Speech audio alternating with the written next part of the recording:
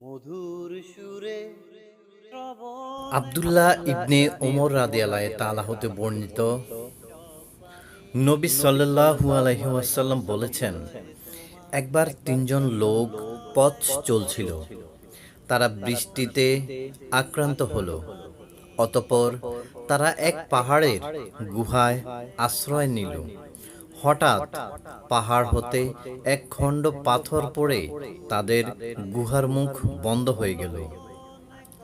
তখন তারা একে অপরকে বলল, নিজেদের কৃত কিছু সৎ কাজের কথা চিন্তা করে বের করো, যা আল্লাহর সন্তুষ্টির জন্য করা হয়েছে, এবং তার উসিলায় আল্লাহর নিকট দোয়া করো। তাহলে হয়তো আল্লাহ তোমাদের উপর হতে পাথরটি সরিয়ে নেবেন। তাদের একজন বলতে লাগলো, হে আল্লাহ, আমার আব্বা আম্মা খুব বৃদ্ধ ছিলেন এবং আমার ছোট্ট সন্তানও ছিল। আমি তাদের ভরণ পোষণের জন্য পশুপালন করতাম। সন্ধ্যায় যখন আমি বাড়ি ফিরতাম তখন দুধ দহন করতাম এবং আমার সন্তানদের আগে আমার আব্বা আম্মাকে পান করাতাম। একদিন আমার ফিরতে দেরি হয় এবং সন্ধ্যা হওয়ার আগে আসতে পারলাম না। এসে দেখি তারা ঘুমিয়ে পড়েছেন। যখন আমি দুধ দহন করলাম, যেমন প্রতিদিন দহন করি, তারপর আমি তাদের শিয়রে দুধ নিয়ে দাঁড়িয়ে রইলাম। তাদেরকে জাগানো আমি পছন্দ করিনি এবং তাদের আগে আমার বাচ্চাদেরকে পান করানো অসঙ্গত মনে করি। অথচ বাচ্চাগুলো দুধের জন্য আমার পায়ের কাছে পড়ে কান্নাকাটি করছিল। এভাবে ভোর হয়ে গেল। হে আল্লাহ, আপনি জানেন, আমি যদি শুধু আপনার সন্তুষ্টির জন্য এই কাজটি করে থাকি, তবে আপনি আমাদের হতে পাথরটা খানিক সরিয়ে দিন, যাতে আমরা আসমানটা দেখতে পাই। তখন আল্লাহ পাথরটাকে একটু সরিয়ে দিলেন এবং তারা আসমান দেখতে পেল। দ্বিতীয় ব্যক্তি বলল, হে আল্লাহ, আমার এক চাচাতো বোন ছিল।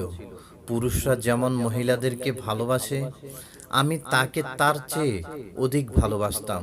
একদিন আমি তার কাছে চেয়ে বসলাম, অর্থাৎ খারাপ কাজের প্রস্তাব দিলাম, কিন্তু তা সে অস্বীকার করল, যে পর্যন্ত না আমি তার জন্য 100 দিনার নিয়ে আসি।